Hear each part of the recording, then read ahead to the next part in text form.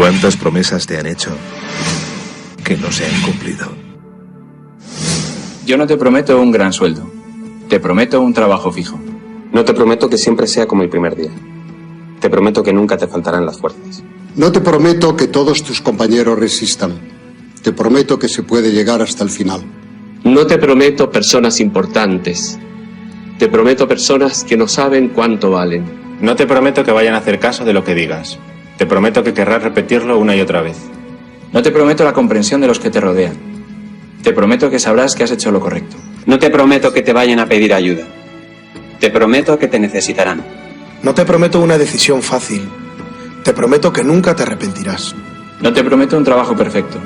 Te prometo formar parte de un proyecto inolvidable. No te prometo que siempre vayas a obtener resultados. Te prometo que tu trabajo dará mucho fruto. No te prometo que vayas a tener grandes lujos. Te prometo que tu riqueza será eterna. No te prometo que siempre vayas a poder ser valiente. Te prometo que tu amor será más fuerte que el mío. No te prometo que puedas acabar con el dolor, el sufrimiento y la injusticia. Te prometo que estés donde estés, llevarás esperanza. No te prometo el reconocimiento del mundo. Te prometo una palabra eficaz.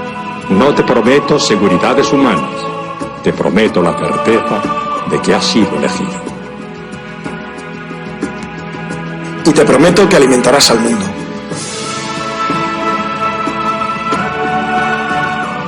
Unirás corazones.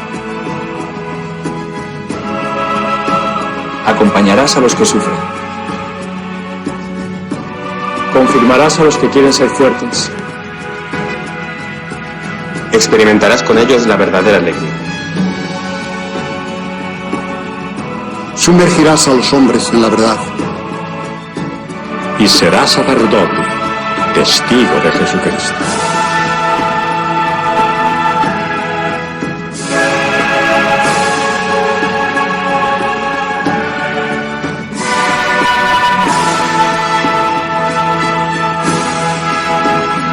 No te prometo una vida de aventuras. Te prometo una vida apasionante.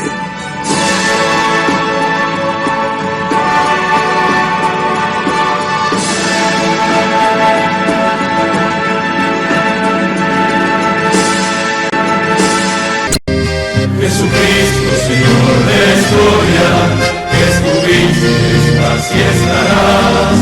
Sos presencia, esperanza y memoria. Sos el Dios de la vida hecho paz. Sos el mismo Jesús que estuviste junto al lago de Genesaret, y ante el hambre del pueblo exigiste, denle ustedes por Dios de comer. Quédate con nosotros, Jesús, que da miedo tanta oscuridad. No es posible morirse de hambre en la patria bendita del pan. Quédate con nosotros, Señor, que hace falta un nuevo Emaús. La propuesta será compartir como vos y en tu nombre, Jesús.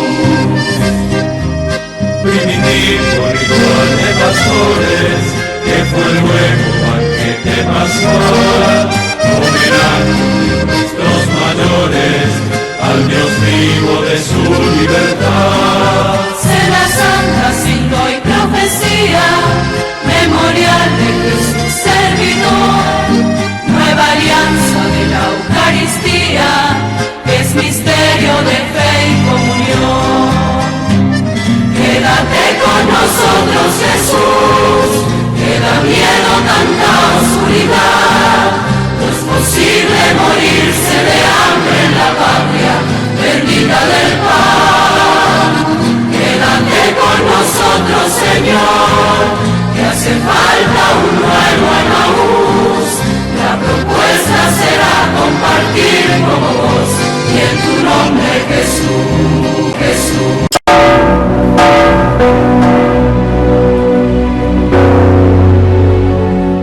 Esta vez quiero contarles una historia que es un reflejo de la iglesia de hoy. Es la historia de un testimonio de fe poco conocido. Visitando un campo de refugiados en Lesbos, un hombre me dijo: Padre, yo soy musulmán, mujer era cristiana. Llegaron los terroristas a nuestro país, nos miraron y nos preguntaron nuestra religión. Vieron a mi mujer con el crucifijo y le dijeron que lo tirara al suelo. Ella no lo hizo y la degollaron delante de mí. Histórico. Sé que él no tenía rencor. Se centraba en el ejemplo de amor de su mujer. Un amor a Cristo que la llevó a aceptar y ser leal hasta la muerte. Hermanos, hermanas, siempre habrá mártires entre nosotros. Es la señal de que vamos por el camino correcto. Una persona que sabe me decía que hay más mártires hoy que al inicio del cristianismo. El coraje de los mártires, el testimonio de los mártires es una bendición para todos. Oremos para que quienes en diversas partes del mundo arriesgan su vida por el Evangelio contagien a la Iglesia su valentía, su impulso misionero.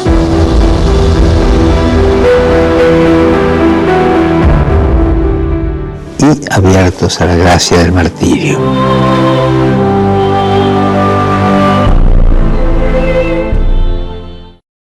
He sabido algo que me preocupa profundamente.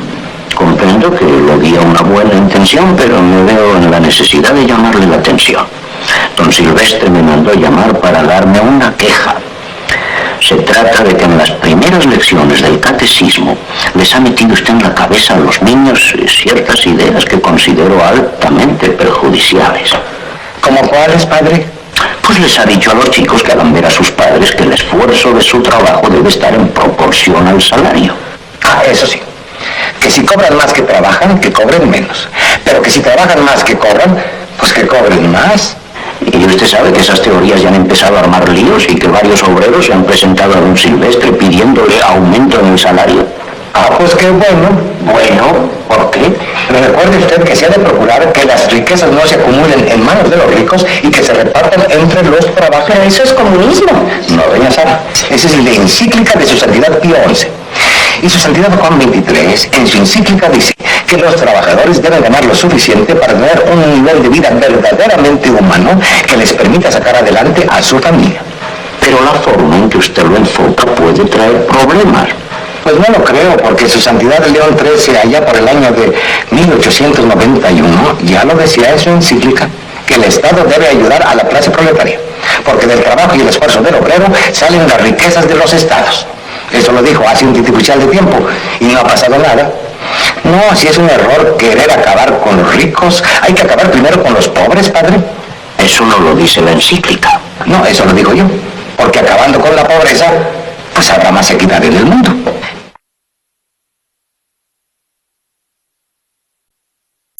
Esto fue escrito en el año 1957. Y si te quedan amigas o amigos con quien todavía podés hablar de política y de sociedad, recordales esto escrito hace tiempo, pero parece que hubiese sido ayer. Al dólar lo suben ellos. De esa manera se devalúa el salario. Una de las formas de disciplinar a los trabajadores que históricamente ha adoptado cierta oligarquía. Los tarifazos los programan ellos. Una forma de transferir recursos del bolsillo del pueblo hacia el poder dominante. La fuga la facilitan ellos, una forma de endeudar a millones para que se beneficien unos pocos. La crisis la generaron ellos, porque a través del miedo colonizan el sentido común. El relato y la mentira lo implementan ellos, para que con la complicidad de los medios nadie sepa la verdad. Es hora que te des cuenta que existe un solo camino. O dejamos que sigan decidiendo ellos, o comenzamos a hacer algo por nosotros. No se trata de cambiar de collar, se trata de dejar de ser perro. Lo dijo Arturo Jauretche, allá por 1957. Que tengas un gran día.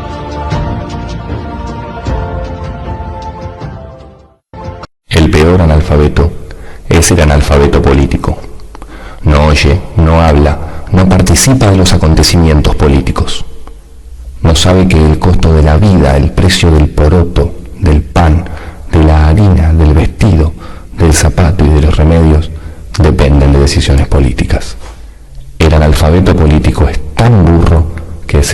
enorgullece y ensancha el pecho diciendo que odia la política. No sabe que de su ignorancia política nace la prostituta, el menor abandonado y el peor de todos los bandidos, que es el político corrupto, mequetrefe y lacayo de las empresas nacionales y multinacionales. Indudablemente que el tiempo me ha hecho cambiar de opinión. Hoy creo que cometí un grave error. Yo debía haber decretado la movilización, comenzar por fusilar a todos los generales rebeldes y a todos los jefes y oficiales que estaban en la traición y dominar esa revolución violentamente como violentamente nos querían arrojar del poder. Si en este momento tuviera que hacerlo, lo haría. Porque ahora sé lo que entonces no sabía, que esa gente llegó para hacer el más grave daño que se le pudo haber hecho al país. Yo nunca pensé que pudieran haber argentinos tan poco patriotas que podrían haber conducido el país a donde lo han conducido. Por eso, después de estos 13 años, hoy me afirmo en la necesidad de haber exterminado al enemigo, porque no era el enemigo nuestro, era también el enemigo de la República. Este video que les voy a mostrar a continuación deberían de verlo los florindos en Ecuador y los florindos en Venezuela. Y los florindos en Estados Unidos que quieren invadir Venezuela. El veedor Eduardo Sarmiento Hidalgo ha explicado detalladamente por qué no hubo fraude en las elecciones de Venezuela, enfrentando directamente las acusaciones que surgieron tras la victoria de Nicolás Maduro. En sus declaraciones, Sarmiento señala que era previsible que surgieran acusaciones de fraude y robo electoral, independientemente del resultado. Sin embargo, enfatizó la transparencia y seguridad del sistema electoral venezolano, el cual ha sido objeto de numerosas auditorías para garantizar su integridad. Según Sarmiento, el sistema de votación venezolano es robusto y confiable, diseñado para prevenir cualquier tipo de manipulación y asegurar que cada voto sea correctamente registrado y contado. Aquí tenemos a Sarmiento que nos da una explicación real de lo que pasa en Venezuela y de cómo es el sistema electoral, porque es que todo el mundo habla de que sí, que ya, que se llevaron los votos, etcétera, etcétera, etcétera, etcétera. Entonces ya, pues, ya cansan con la misma cantaleta, ¿no? Con la misma cantaleta, que fue robo. Siempre la derecha metida en esto, toda la vida. Vamos a ver. Bueno, ¿será que hay fraude en Venezuela? Pues bueno, les quiero contar que fui acreditado, yo sí, como veedor internacional ante el Consejo Nacional Electoral de Venezuela, que es la autoridad electoral de este país, constitucional, declarado como el quinto poder. Y pues bueno, con la acreditación lo que hemos hecho es acompañar el proceso electoral y hemos podido evidenciar algo, y es que es muy difícil hacerle fraude, pues muy distinto a Colombia, donde el fraude siempre está a la vuelta de la esquina. Bien, aquí el proceso rápidamente les cuento cómo es. La gente llega al puesto de votación y ¿con qué se encuentra? Se encuentra primero con que tiene que llenar un cuaderno electoral donde están sus datos, lo firma, pone su huella, primer momento de identificación. Luego hay una maquinita en la que también, mediante identificación biométrica, con su huella queda habilitada para votar en un computador, es decir, el voto es electrónico también. Luego de que vota, elige su opción ahí en un cubículo, la máquina le imprime su voto y luego de imprimirlo lo deposita en una pequeña urna. Listo, al final las máquinas automáticamente, digamos, envían el resultado que da la urna, contados manualmente, pero además también lo que produce la máquina, es decir, las tres cosas tienen que coincidir, pero además también se recogen y se cuentan los votos. Al final tienen que coincidir los votantes del cuaderno de votación con los votos en la urna y número de votos en la máquina. Tres controles que no tenemos en nuestro país y que en muchos países no hay. Estamos aquí, más de 900 veedores internacionales, hay embajadores, hay expresidentes, congresistas, obviamente militantes de muchos partidos políticos del mundo, 110 países presentes acá ayudando a observar lo que está pasando.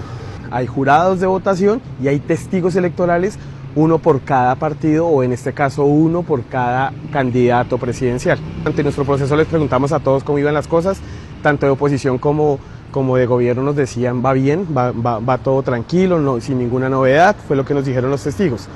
Muy difícil hacer fraude en Venezuela, por lo menos mucho más difícil que en otros países. Luego les cuento más.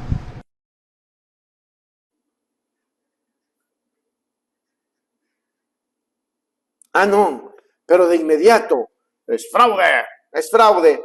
Hemos estado aquí y hemos visto que es un fraude. Ya tenemos la prueba para comprobar que fue fraude. Así gritaban hombres y mujeres de derecha. ¡Aprendan a perder! Y cuidado, que ya se está metiendo algunas instituciones que nada tienen que ver con Venezuela. Venezuela es soberana y a Venezuela hay que respetarla. Y hay que respetarla como tal. Quien sea el presidente. Si hubiese sido el presidente de derecha, igual estuviera sacando yo las noticias de que ha ganado. Entonces no es que se trata de que ganó Nicolás. Es terrible. Hay que comenzar a hacer conciencia. Y esa conciencia ciudadana tenemos que hacerla desde la revolución de las conciencias en América Latina. No podemos dejar venezolanos que arrebaten ese triunfo. Simplemente porque al imperio se le antoja poner a dedo, como puso a Guaidó. ¿Recuerdan que Guaidó fue puesto a dedo? Y nunca más nadie le paró bola. En el Ecuador hay un facho que no quiere reconocer. Han propuesto en la asamblea no reconocer. El cambio del orden del día, Nicolás Maduro, la asamblea no tiene que hacer eso. ¿Qué les pasa?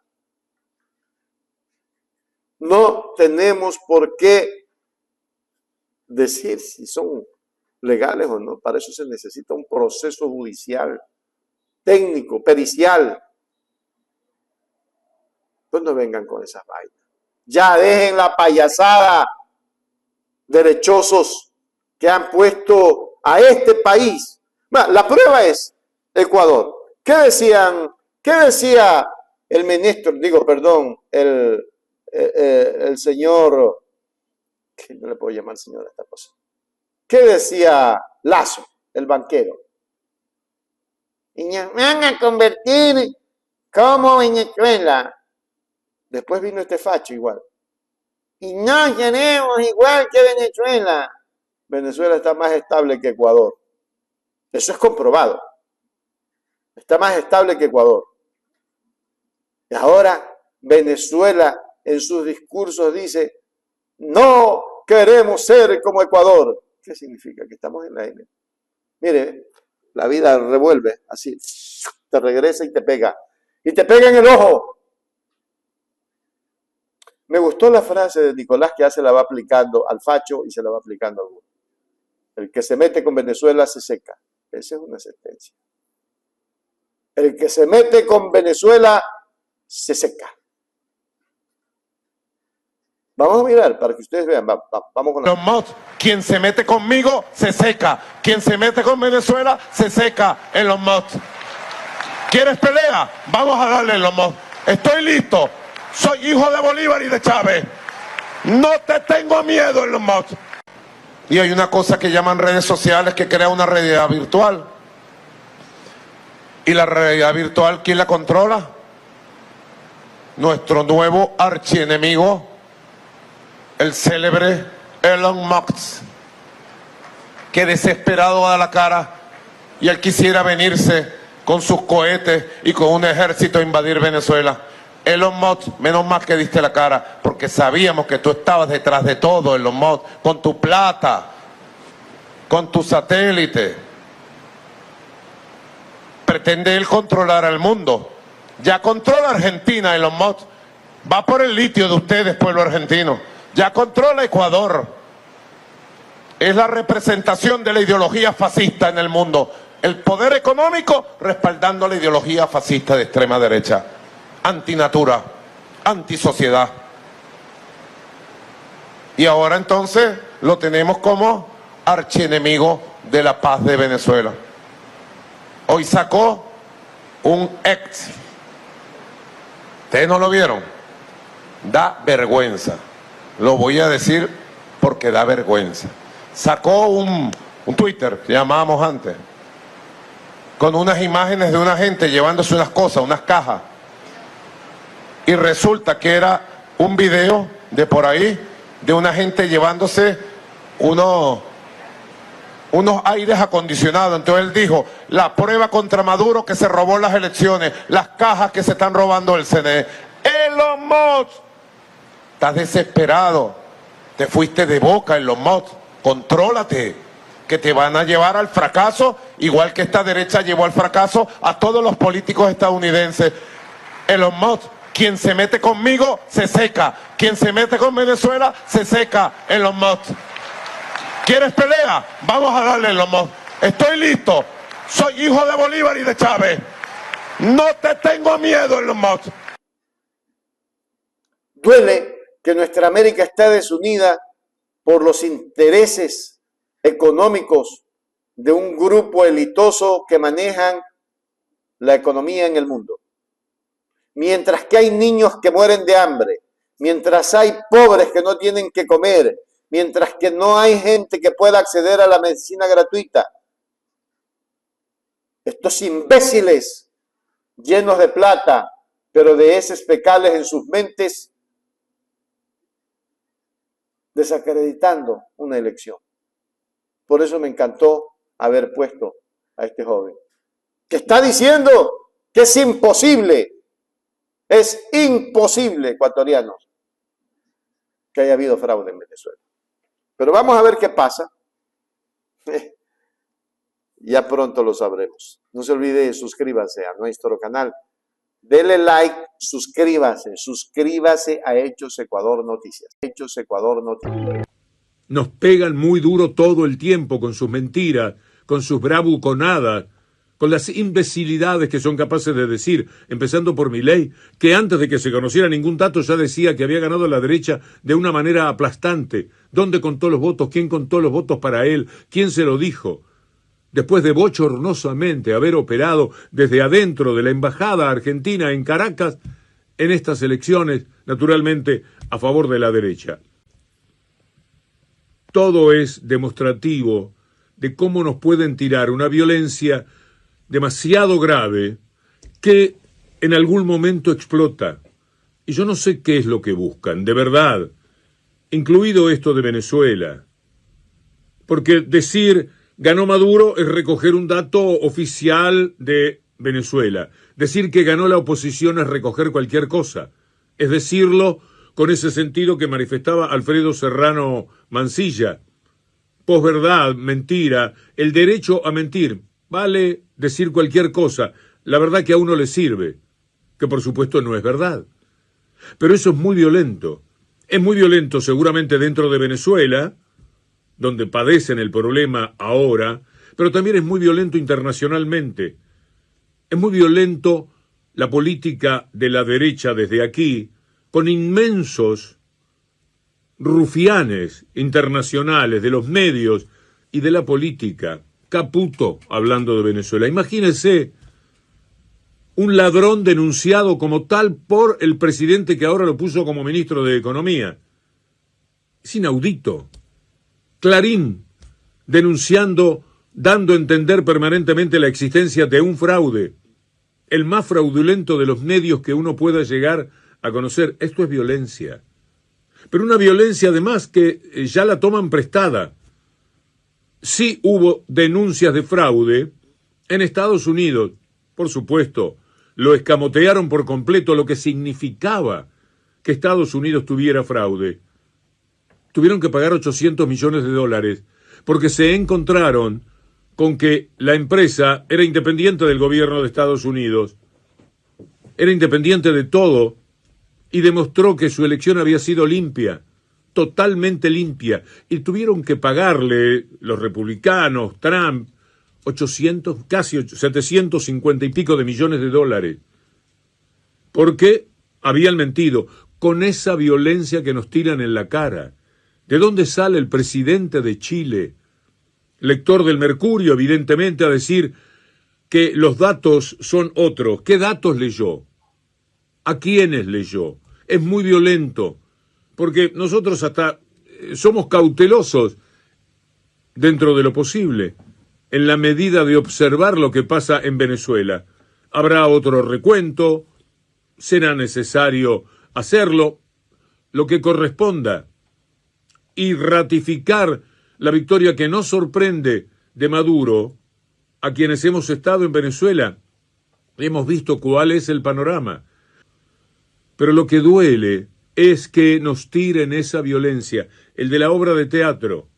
Uno la siente permanentemente, siente que hay violencia en cada una de las expresiones de los periodistas y de los políticos de la derecha, que nos toman por imbéciles, que nos quieren llevar por delante y lo consiguen muchas veces, que ha dejado de importarles cualquier síntoma de verdad que puedan detectar en la vida política.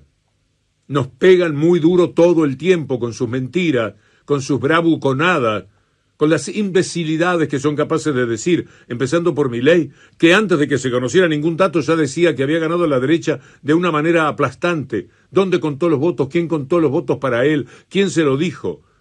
Después de bochornosamente haber operado desde adentro de la embajada argentina en Caracas, en estas elecciones, naturalmente, a favor de la derecha. Una derecha que también provoca la repugnancia gusana de quienes han sido capaces de pedir, como la tal Machado, que Estados Unidos invada Venezuela. La prefieren así. Esa Venezuela que puso como presidente, no esa, la que ganó, sino esa, la que perdió, a Guaidó, designado en el Congreso de los Estados Unidos. Es demasiada la violencia.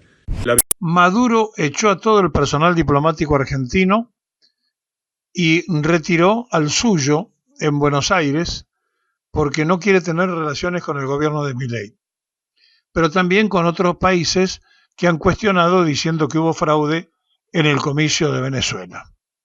Mientras esto ocurre, el gobierno argentino sigue sin encontrar una salida ante el rotundo fracaso del Toto Caputo en la búsqueda de dinero fresco en una reciente reunión efectuada en Río de Janeiro, donde estaban las máximas autoridades de la finanza mundial, y las gestiones fracasaron con el Fondo, con el Banco Mundial, fracasaron a todos los niveles y hasta con el Tesoro norteamericano.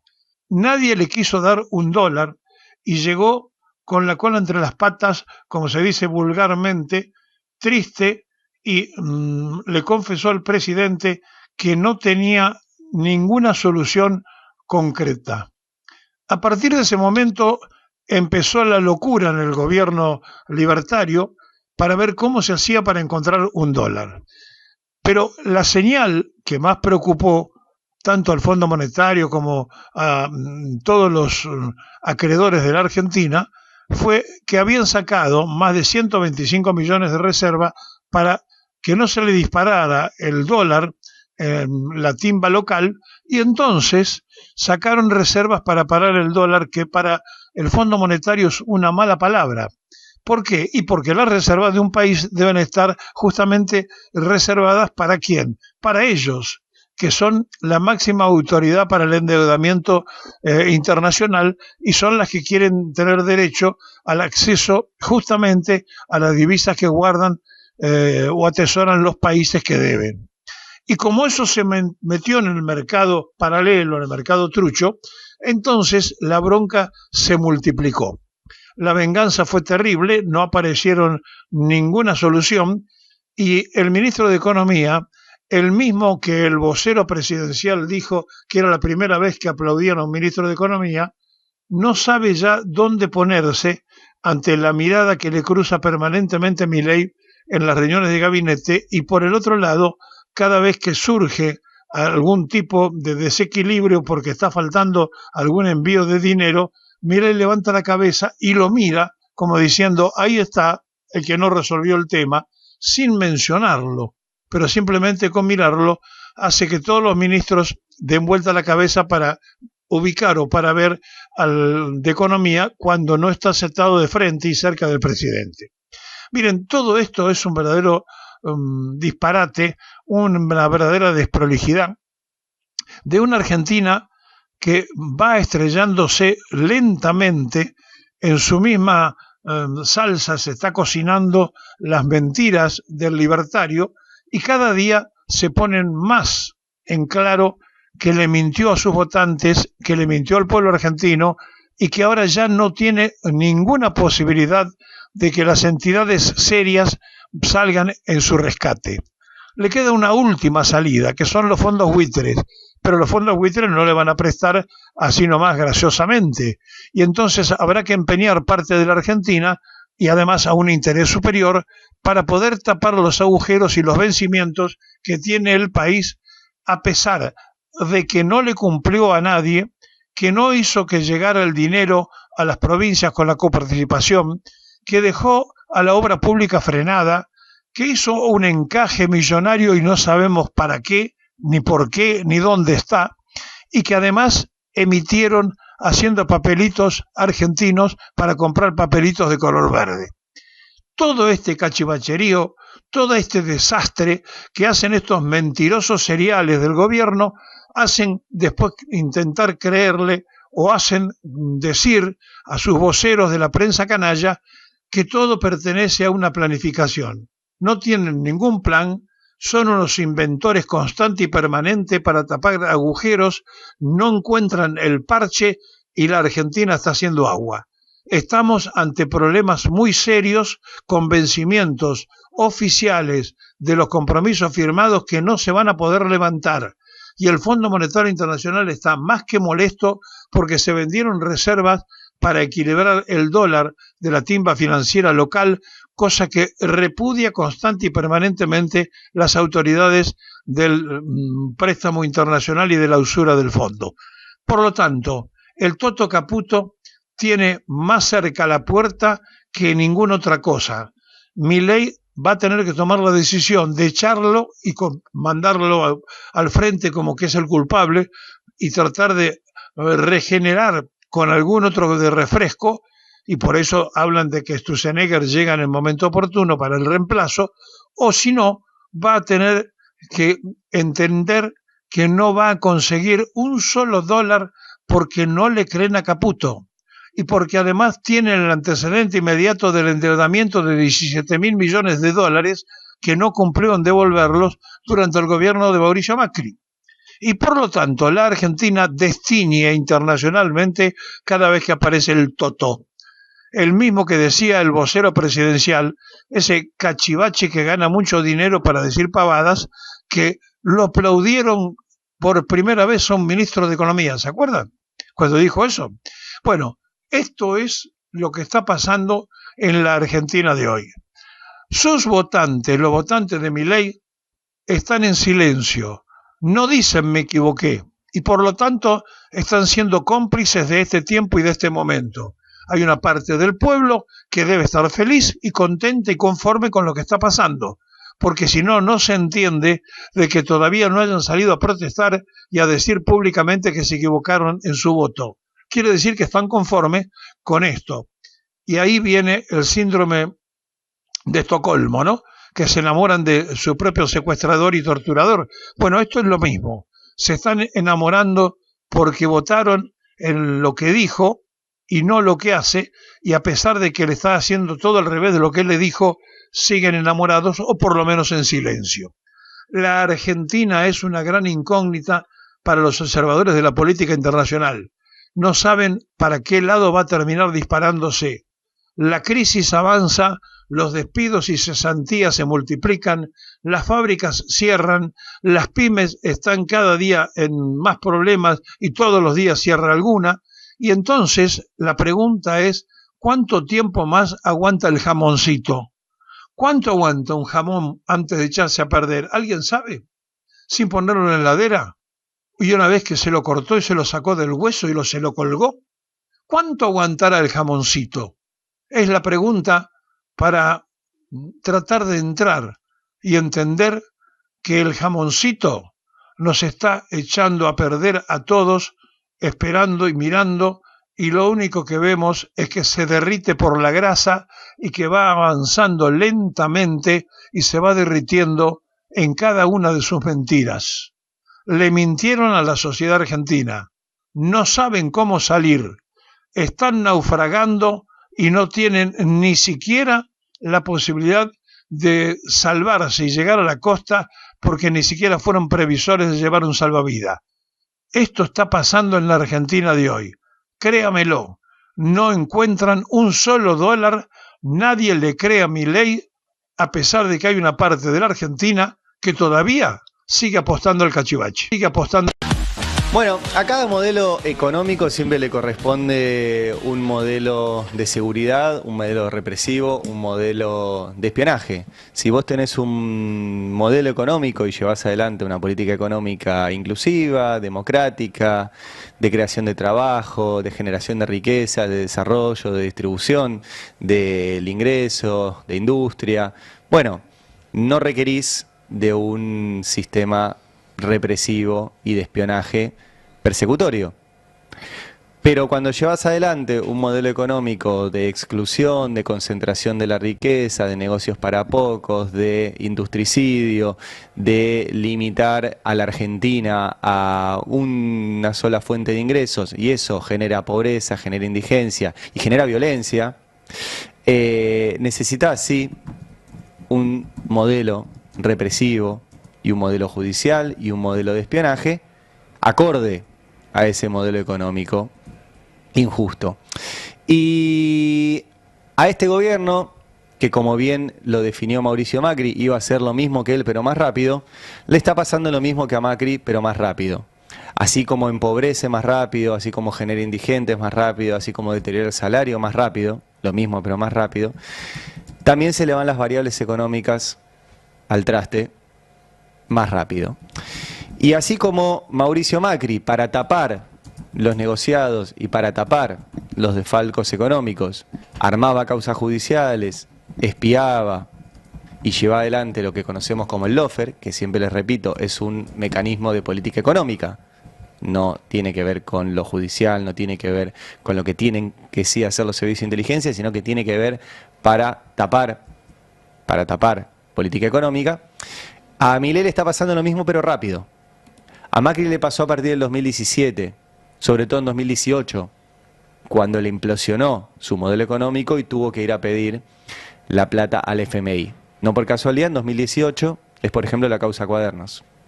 O sea, coinciden siempre el armado de causas y el uso de espías durante el gobierno de Macri, ya lo hemos mostrado muchas veces, con las necesidades económicas que tenía el gobierno de Macri. Y ahora estamos viendo la misma película, de vuelta, más rápido. Ayer, voy a ir de ayer, a partir de ayer y un poquito para atrás, porque son muchas las cosas que son preocupantes en este sentido.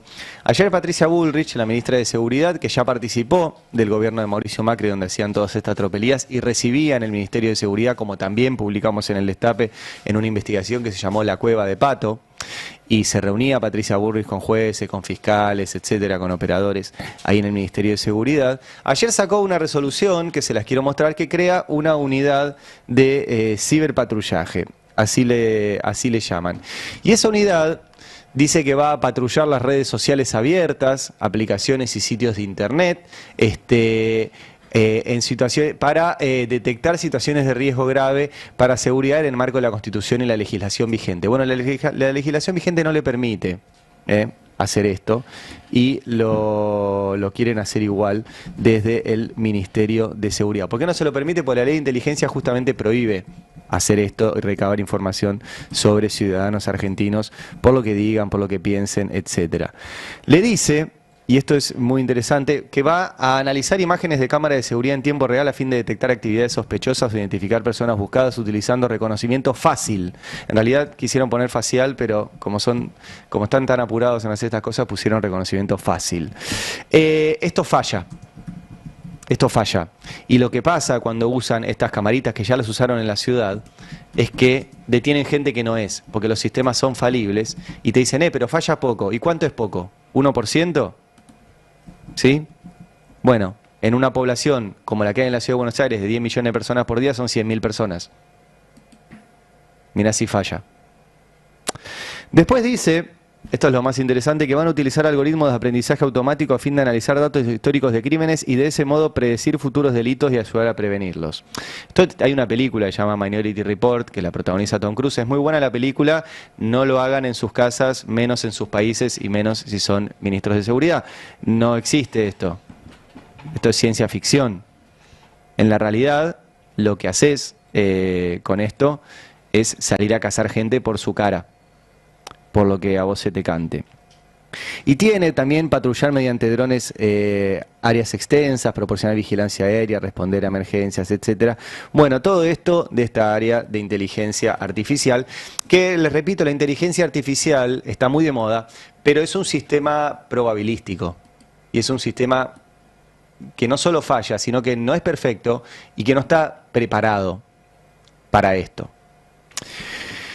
Sumado a esta área de Patricia Bullrich, hace unos días le dieron 100.000 millones de pesos de presupuesto extra, acá está la resolución, por decreto en realidad, no por resolución esto, del presidente, 100.000 millones de pesos extra para los fondos reservados de la CIDE. Los fondos reservados de la CIDE se han utilizado durante todos estos años de democracia, no para lo que tienen que ser. La CIDE tiene que tener una parte de sus fondos reservados porque efectivamente si hiciera inteligencia estratégica hay operaciones que no podés andar pidiendo factura. Pero tienen que ver con la inteligencia nacional y la inteligencia estratégica para el país. Esos fondos terminaron en manos de legisladores que votaban la ley Banelco, en manos de Carlos Tejeldín para desviar la investigación a la AMIA. Y la CIDE durante todos estos años no solo falló en prevenir 2 atentados, sino que se dedicó durante todos estos años a el armado de operaciones judiciales y operaciones mediáticas, etcétera.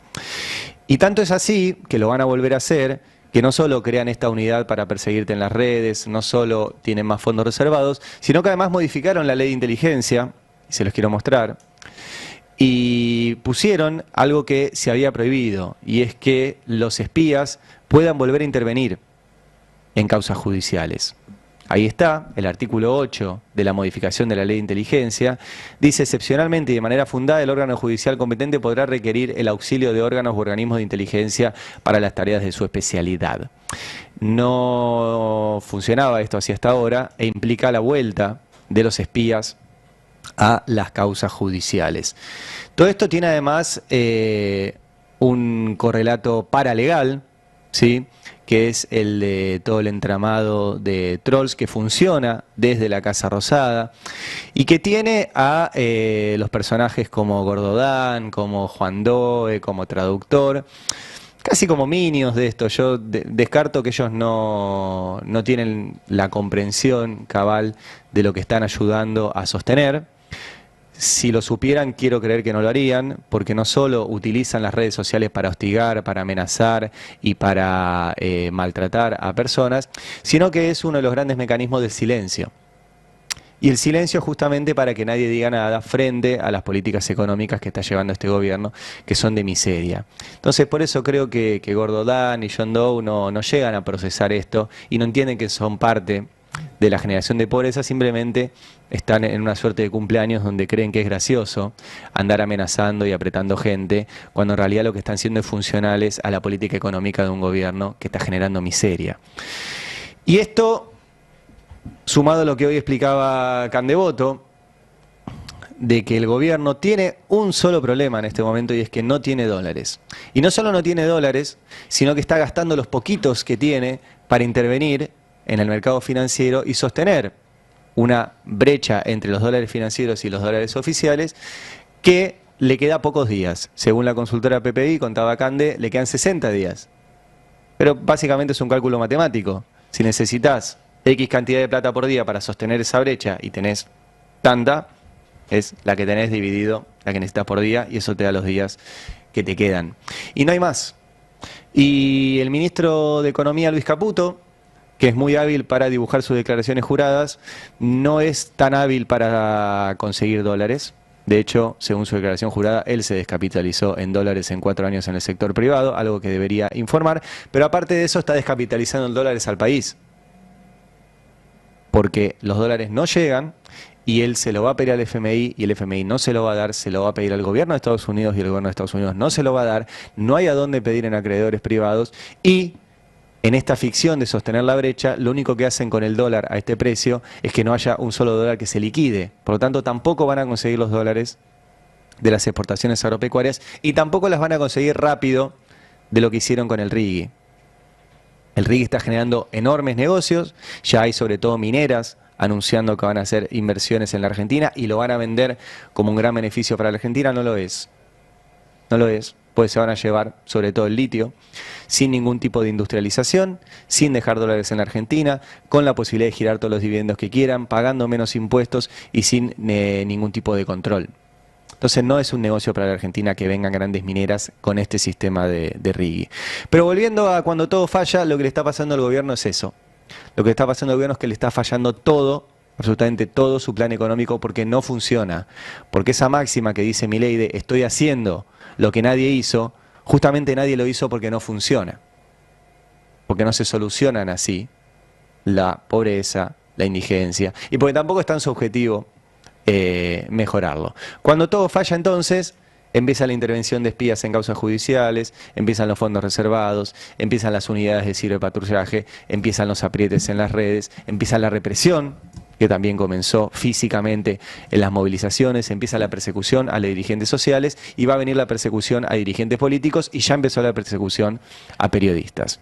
Entonces se viene un segundo semestre, ojalá me equivoque, oscuro, porque cuando todo falla, ponen a activar los mecanismos de esos modelos de represión, de seguridad y de espionaje, que son absolutamente necesarios e imprescindibles cuando tenés un modelo económico de miseria planificada. En el Blue y te haces 100 lucas, es un montón de plata, ¿no? Para hacer en una movida así, porque el gobierno está bajando los dólares financieros, pero inyectando plata y quedándose con menos reservas. Juan Valer, dice economista, le vamos a pedir opinión a él. Juan, bienvenido. Pablo Dugan te saluda. ¿Cómo andás? ¿Qué tal, Pablo? Buenas noches. Bueno, ¿cómo ves esto? Ayer... Sí, dale.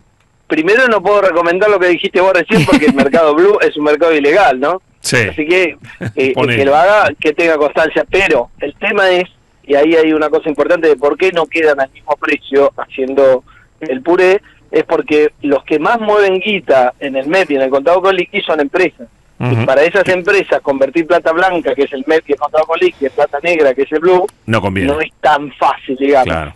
Conviene, pero no es tan fácil de esconder o de, no, eso o para de el alguna manera yo lo digo para erradicar. Para gente que no está llegando a fin de mes y está urgida, Sí, claro, ¿viste?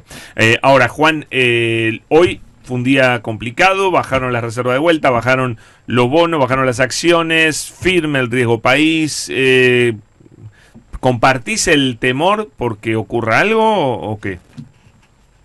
Mira, en realidad yo me daría mucho temor que le bajaran 100.000 millones de dólares de deuda, que le dieran 100.000 millones de deuda nueva a Caputo y a Milei o 45.000 el FMI. Eso me da mucho más miedo que a estos muchachos les salga mal algo que viene cantado, que le va a salir mal, porque lo que está haciendo Caputo y Milei básicamente es como la gente que juega el truco y cuando la apuran, cantar de truco quiero fantambido. El problema es que no están jugando en los mercados financieros al truco, sino algo más parecido al póker donde te ven las fichas, te ven cuántas fichas tenés. Entonces Caputo los quiere correr haciendo un blef y redoblando las apuestas, pero le ven que en el Banco Central tiene 5 fichitas. ¿Entendés? Entonces como tiene 5 fichitas, se le envalentonan del otro lado y como hablamos hace un par de semanas, lo que está ocurriendo son cómo van las apuestas. O sea, todo lo que mueven los mercados financieros son lo más parecido a un mercado de apuestas.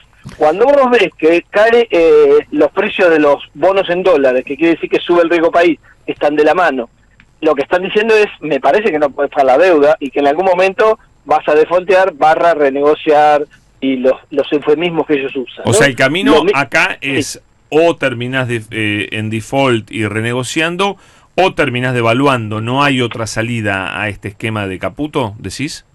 Lo que pasa que a esta altura ya es medio difícil que hagan una cosa sin la otra. Si devalúa, también va a ser difícil que pueda pagar la deuda, porque no se ven muchas, no es que van a venir corriendo todos los del campo y le van a tirar 25.000 millones de dólares por la cabeza de liquidación. Y por otro lado están abriendo el cepo, esta que yo te decía de redoblar la apuesta, es decir, yo empiezo a abrir el cepo. ¿Y a quién se lo abrieron? A los importadores. Les están empezando a dar dólares a los importadores. Entonces están empezando a perder dólares por ese lado. Si a eso le sumas que los que tienen que liquidar ya pasó la etapa de la liquidación importante que viene en el segundo trimestre, y este es un trimestre medio seco, digamos, de dólares normalmente, y más cuando lo están acumulando y no lo quieren largar, entonces se te junta una complicación bastante difícil de que las apuestas no jueguen cada vez más en tu contra. Te doy 2 fechas que dice el gobierno, incluso las dijo hoy Caputo en la reunión de gabinete. Dice que con esto de vender reservas, que él sabía que iba a suceder y que pasado el invierno puede volver a comprar, es decir, todo lo que está vendiendo ahora, como lo tenía previsto, y te pregunto si puede ser así, y que pasado el invierno, yo dije, ¿cuándo es pasado el invierno? Bueno, a fines de agosto va a volver a comprar. Y lo segundo es la salida del cepo, ya recién pensarla para febrero, marzo del año próximo. ¿Por qué? Porque dicen, recién en enero vamos a tener el impuesto país totalmente eliminado, y de ahí es el primer camino. Primero, eso que dijiste se parece mucho al Sogaray diciendo hay que pasar el invierno. Sí. Y ya, textual, pasado el invierno vuelvo a comprar, dijo hoy. Ah, bien, por eso, se parece a pasemos el invierno, que el invierno la vamos a pasar mal, pero el invierno le falta bastante, estamos por el medio con suerte, y en el medio no tener dólares. Por ejemplo, ¿cómo van a hacer cuando la provincia de Buenos Aires, que normalmente las provincias acceden al mercado obviamente financiero legal, tenga que pagar una cuota en agosto de 330 millones de dólares de deuda que tiene? ¿Qué le van a decir a Kicillof? No, como vos no nos gustás, no te vamos a vender los dólares. Todas las demás provincias se van a preguntar qué va a pasar cuando les toque a ellos, si les gusta, si les cae bien, si hay dólares.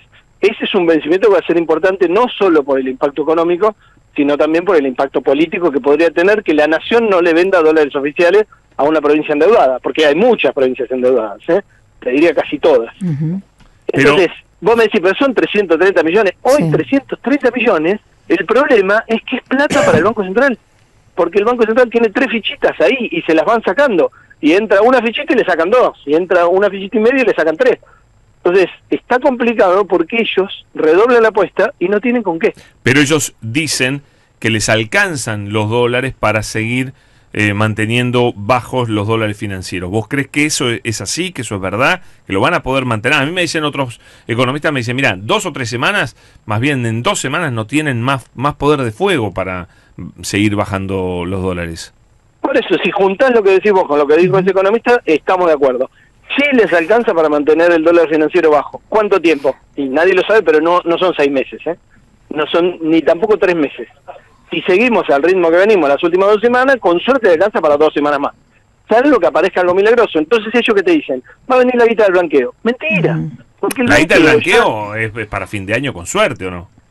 Porque como ya charlamos la otra vez, las presentaciones te vencen el 30 de abril del año que viene. Entonces ellos dicen, no, pero aunque vencen el año que viene, ahora hay algunos beneficios que se pierden.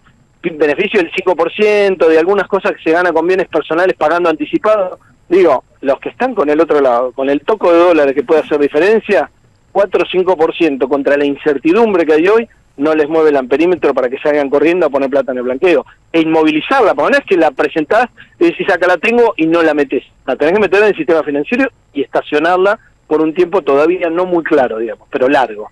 Digo, esa incertidumbre hace que yo no me imagine que el blanqueo mueva el amperímetro, por lo menos hasta el año que viene.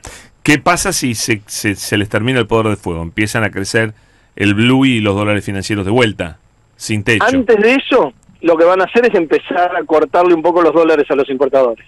Entonces, como eso va a repercutir en los insumos, vas a tener un problema en la producción, que va a empezar a trabajar con falta de insumos o pagando los insumos más caros de lo que supuestamente lo pagan, porque no lo van a pagar a dólar oficial. Claro. Entonces, ¿qué va a aparecer? La inflación o el desempleo o ambas. Clarísimo, Juan. Seguimos día a día monitoreando esto. Muy amable. Abrazo grande.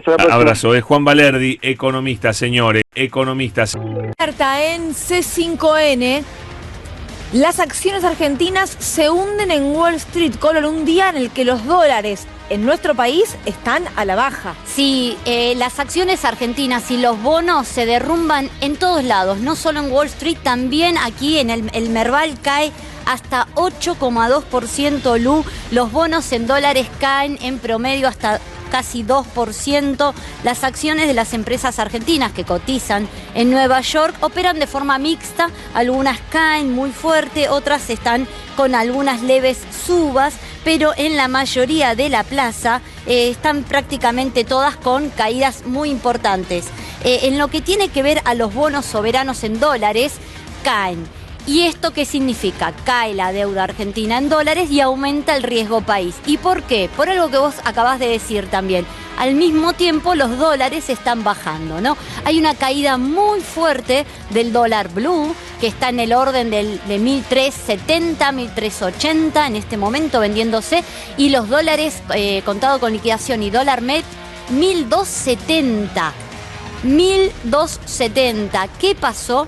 Tanto ayer como hoy está habiendo muy fuerte intervención del Banco Central, que está vendiendo dólares. No solo hay reservas netas negativas, sino que la Argentina, cuando el Banco Central logra comprar algo de dólares, los vende, en lugar de acumularlo y ver cómo recomponer esas reservas netas negativas, ¿no?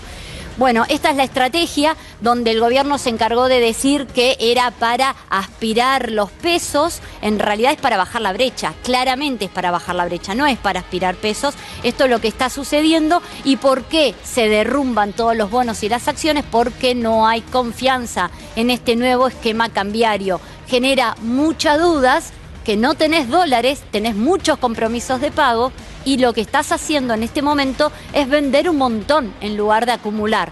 Ayer hubo una buena liquidación de exportaciones, un número muy alto, como no se veía hacía mucho tiempo. 450 millones es un montón, y así todo el gobierno vendió 124 millones y hoy sigue vendiendo mucho más. Y va a seguir, si me preguntás, Lu, hasta 1.700 millones de dólares prometió Economía intervenir vendiendo, rifando las reservas del Banco Central.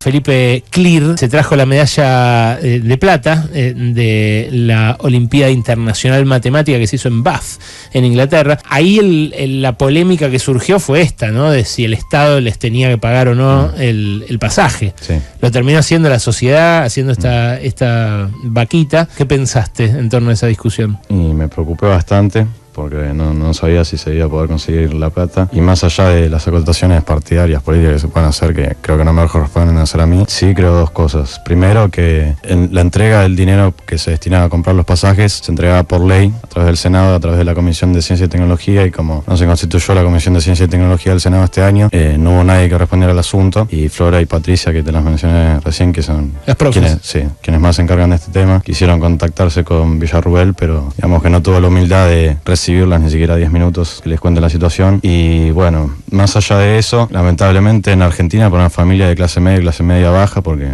nosotros somos familias de clase media y clase media baja, no somos ricos. ¿Todos los que viajaron? Sí, es muy difícil conseguir un pasaje a Londres de ida y vuelta. Entonces, y también, a pesar de los muchos esfuerzos que han hecho desde la organización de la Olimpiada para conseguir auspiciantes, no se ha conseguido ninguno. Entonces, la pregunta que surge es, ¿hasta qué punto de un año para el otro se puede cortar la ayuda económica que pueda otorgar el Estado, ¿no?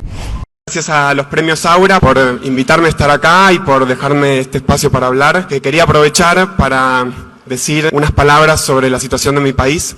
En este momento en Argentina tenemos un gobierno que está desmantelando todo lo que constituye nuestra identidad como país: cultura, medicina, ciencia, derechos humanos y recursos naturales. Se bastardean, se desfinancian y se regalan como si Argentina fuera un producto que se puede vender por partes al mejor postor. Hace 3 semanas, en una manifestación pacífica en Buenos Aires, detuvieron a 33 personas sin ningún tipo de causa. 5 de ellas siguen todavía presas. Y esto es una demostración de poder, un intento de instalar la represión, y es el intento de meternos miedo para que dejemos de ejercer nuestro derecho a la libre expresión. Entonces, argentines, latinoamericanos, quiero decirles, defendamos nuestros derechos adquiridos, defendamos nuestros logros, defendamos nuestra identidad y nuestros recursos naturales. Resistamos este infierno. Muchas gracias. Que ya vivimos mucho peores. Muchas gracias. El pueblo trabajador se está cansando. El pueblo humilde se está cansando. Basta de bravatas y de amenazas. No vaya a ser que nos enojamos y nos tomemos la justicia por nuestras propias manos. Entonces ya será tarde para lamentaciones. Entonces van a conocer lo que es un pueblo de paz y de concordia a lo que es un pueblo que lucha con una mística y un ideal como sea Perón, que es la causa del pueblo.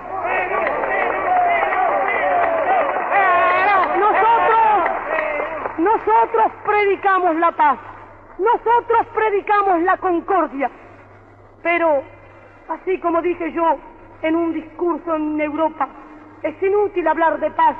Cuando me preguntaron, ¿qué opina usted de la paz, señora? Es inútil hablar de paz, es inútil vivir, cerrar los ojos a la realidad. No habrá paz en el mundo mientras no desaparezcan las odiosas diferencias sociales. No habrá paz en el mundo mientras los obreros sean carne de cañón en la guerra y brazos bajo la paz.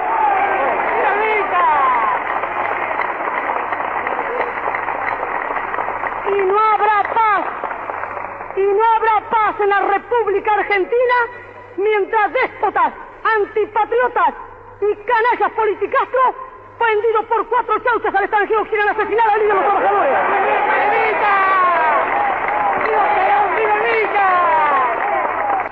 La consigna de la hora, estar alerta. Cada descamisado ha de ser una célula, pero una célula de la patria y no una célula del comunista que trabaja para Stalin. Nosotros no tenemos más banderas que la bandera azul y blanca. Nosotros no cantamos más himno que el nuestro y nosotros no victoriamos más general que el general Perón porque no necesitamos a nadie más victoriarlo.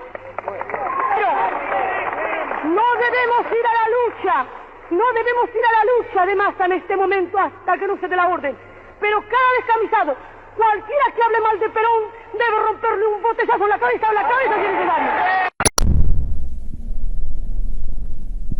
Pueblo que escucha, únete a la lucha. Pueblo que escucha, únete a la lucha. Pueblo que escucha, únete a la lucha. Pueblo que escucha, únete a la lucha.